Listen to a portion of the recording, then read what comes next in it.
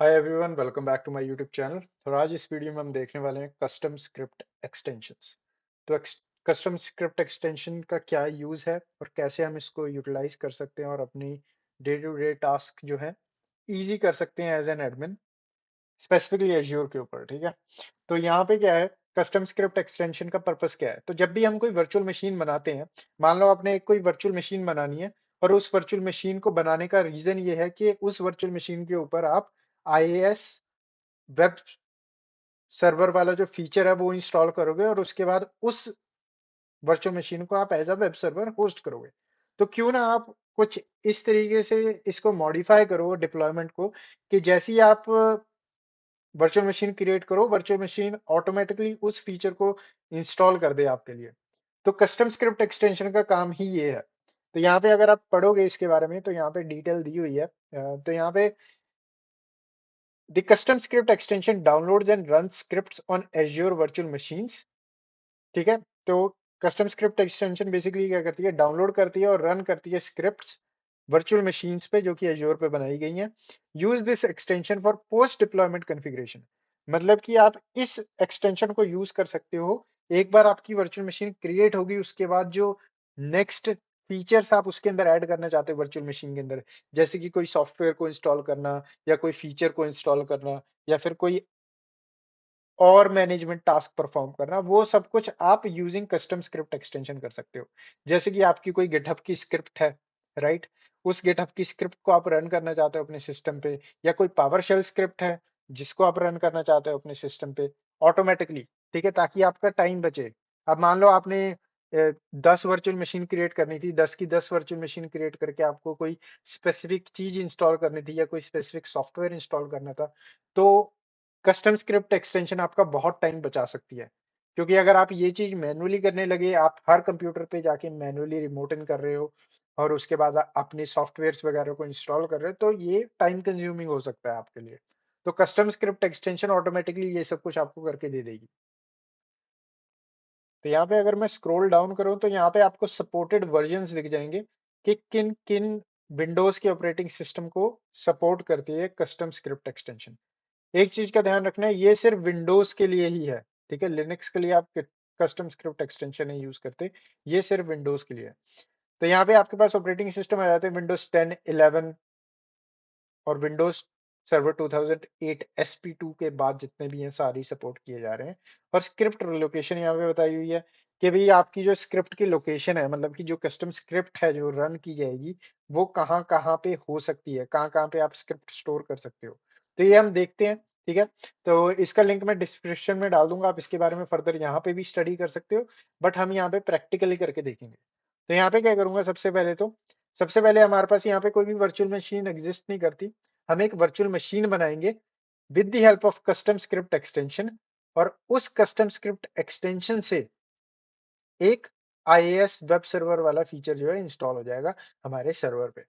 यहाँ पे क्या करते हैं, यहाँ पे सबसे पहले तो हमको क्या करना है, एक स्टोरेज अकाउंट बनाना है। ठीक है, क्योंकि स्टोरेज अकाउंट इसलिए बनाना है क्योंकि हम एक स्क्रिप्ट जो भी क्रिएट करेंगे ना, जैसे यहाँ पे इन्होंने बोला हुआ है स्क्रिप्ट लोकेशन, तो स्क्रिप्ट लोकेशन के अंदर you can set the extension to use your Azure blob storage as a script location, right. तो यहाँ पे बेसिकली क्या कह रहे हैं, ये यहाँ पे ये कह रहे हैं कि भाई आपको जो स्क्रिप्ट्स हैं अपनी स्टोर करने के लिए एक लोकेशन चाहिए जहां से एज्योर की वर्चुअल मशीन जो है वो आपकी स्क्रिप्ट को पुल करेगी, और पुल करने के बाद वो स्क्रिप्ट रन करेगी एक बार वर्चुअल मशीन बन गई तो वो लोकेशन क्या है, वो लोकेशन होती है हमारी azure storage account. Storage account के बहुत सारे फीचर्स हैं, बहुत इंपॉर्टेंट टॉपिक है, इसको डिस्कस करेंगे further deep in detail. But custom script extension के लिए आपको एक स्टोरेज अकाउंट बनाना पड़ेगा। तो यहाँ पे क्या करना है, आपको simple storage account service search कर लेनी है और यहाँ पे क्रिएट पे क्लिक करोगे आप, तो यहाँ पे आपका विजार्ड ओपन हो जाएगा जहाँ पे आप कॉन्फ़िगरेशन कर सकते हो अपने स्टोरेज अकाउंट की। तो यहाँ पे रिसोर्स ग्रुप के लिए एक रिसोर्स ग्रुप सेटअप कर लेते हैं टेस्ट नाम का। स्टोरेज अकाउंट का नाम बिल्कुल यूनिक होना चाहिए, तो टेस्ट 572 होपफुली ये यूनिक है, या टेस्ट 572 एक यूनिक है। तो ये यूनिक नाम होना चाहिए, अगर ये नाम किसी और ने लिया होता तो हम इस नाम का स्टोरेज अकाउंट नहीं बना पाते। नेक्स्ट यहाँ पे रीजन, तो यहाँ पे इसको मैं सेंट्रल इंडिया में ही छोड़ दूंगा। नेक्स्ट, प्राइमरी सर्विस, तो यहाँ पे आप डिफाइन कर सकते हो भाई प्राइमरी सर्विस कौन सी चूज करनी है, बट डिफॉल्ट कॉन्फ़िगरेशन के साथ इसको कॉन्फ़िगर कर लेते हैं क्योंकि हम स्टोरेज अकाउंट नहीं डिस्कस कर रहे हैं, यहाँ पे कस्टम स्क्रिप्ट एक्सटेंशन डिस्कस कर रहे हैं। तो यहाँ पे सिंपल एज इट इज छोड़ दूंगा जो भी है, नेक्स्ट पे क्लिक करूंगा, next, next, next, next and review and create. तो यहाँ पे वैलिडेशन हो रही है, तो वेट करते हैं वैलिडेशन क्लियर होने का। और यहाँ पे वैलिडेशन पास हो चुकी है, तो सिंपल क्रिएट पे क्लिक करूंगा और हमारे जो स्टोरेज अकाउंट की इनिशियल डिप्लॉयमेंट है वो स्टार्ट हो चुकी है, तो इसको फिनिश होने देते हैं। तो यहाँ पे हमारा स्टोरेज अकाउंट क्रिएट हो चुका है, तो गो टू रिसोर्स पे क्लिक करूंगा और उसके बाद यहाँ पे मैं जाऊंगा डाटा स्टोरेज पे, कंटेनर्स पे, और एक कंटेनर क्रिएट कर लूंगा सिंपल। तो कंटेनर पे क्लिक करते हैं और यहाँ पे रख लेते हैं हम कंटेनर का नाम कस्टम स्क्रिप्ट्स।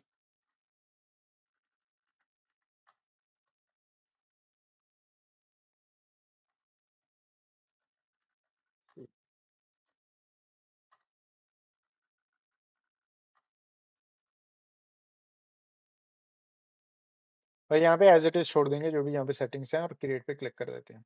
तो यहाँ पे हम बेसिकली एक कंटेनर बना रहे हैं जिसके अंदर हम अपनी स्क्रिप्ट को अपलोड करेंगे। अब स्क्रिप्ट के लिए यहाँ पे ये मेरी स्क्रिप्ट है, सिंपल ये स्क्रिप्ट है। तो इसको क्या करते हैं, इसको सेव कर लेते हैं यहाँ पे डाउनलोड फोल्डर के अंदर ही, और इसका नाम दे देंगे हम स्क्रिप्ट डॉट PS1, इस तरीके से पावरशेल स्क्रिप्ट है, ठीक है। सेव, यहाँ पे हमारी स्क्रिप्ट सेव हो चुकी है। नेक्स्ट यहाँ पे क्या करूंगा, कस्टम स्क्रिप्ट्स के अंदर जाऊंगा, यहाँ पे जो हमने कंटेनर बनाया अपलोड पे क्लिक करूंगा और यहाँ से मैं अपने सिस्टम से सिंपल ये ली फाइल को अपलोड कर दूंगा और यहाँ पे हमारी स्क्रिप्ट अपलोड हो चुकी है, सिंपल। अब नेक्स्ट स्टेप क्या है, नेक्स्ट स्टेप है हमको वर्चुअल मशीन बनानी है। तो वर्चुअल मशीन बनाने के लिए यहाँ पे वर्चुअल मशीन सर्विस पे क्लिक करूंगा, क्रिएट पे क्लिक करूंगा, एज्योर वर्चुअल मशीन, और यहाँ पे जो टेस्ट नाम का रिसोर्स ग्रुप था इसको ही सिलेक्ट कर लेंगे, वर्चुअल मशीन का नाम दे देते हैं VM-1 और लोकेशन सेंट्रल इंडिया छोड़ दूंगा, no redundancy required for now, standard Windows server 2019 सही है। और यहाँ पे साइज चेंज करके इसका कर देंगे 2 वर्चुअल CPU और 16 GB रैम, और यहाँ पे यूजर नेम डाल देंगे हम अपना।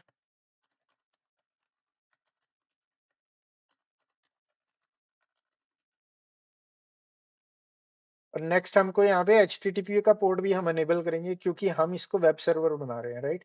तो यहाँ पे हमको HTTP भी अनेबल होना चाहिए ताकि हम इसको एक्सेस कर सकें, तो यहाँ पे इसको अनेबल कर दूंगा। Next disk, next networking, next management and monitoring, और sorry management, monitoring, next advance, और यहाँ पे आपको दिखेगा एक्सटेंशंस। तो एक्सटेंशंस के अंदर आपको यहाँ पे दिखता है select an extension to install. तो यहाँ पे अगर आप इस पे क्लिक करते हो तो यहाँ पे आपको सिंपल सर्च करना है कस्टम स्क्रिप्ट एक्सटेंशन इस तरीके से, और यहाँ पे आपको ये कस्टम स्क्रिप्ट एक्सटेंशन दिख जाएगी। इसको अगर आप क्लिक करोगे, नेक्स्ट पे क्लिक करोगे,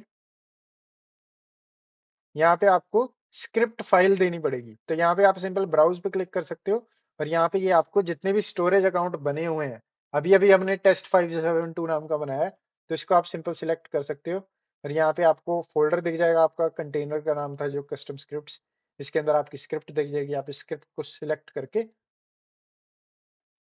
क्रिएट पे क्लिक कर सकते हो। अब यहाँ पे हमने क्या किया, हमने वर्चुअल मशीन बनाई और वर्चुअल मशीन बनाते समय एडवांस टैब के अंदर हमने एक्सटेंशन बता दी कि भाई एक बार आप वर्चुअल मशीन क्रिएट कर दोगे उसके बाद इस स्क्रिप्ट को ऑटोमेटिकली रन कर देना। नेक्स्ट पे क्लिक करना है, नेक्स्ट पे क्लिक करना है,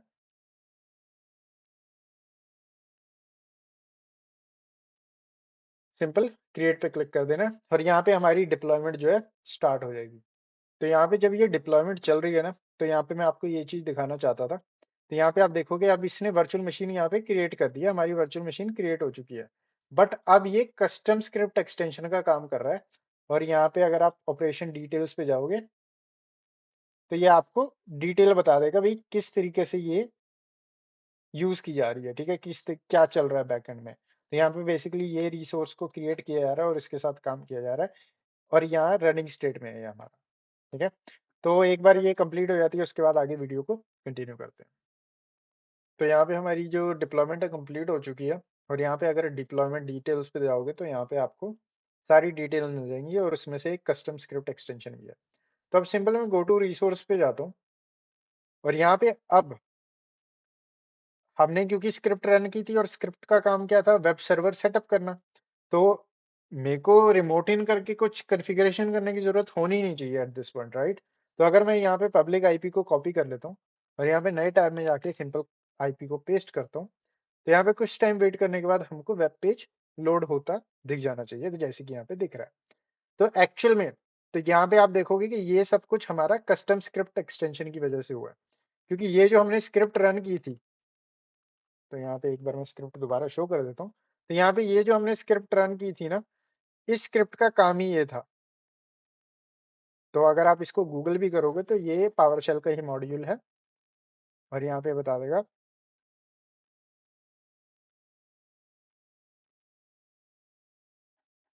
you need to download and install this.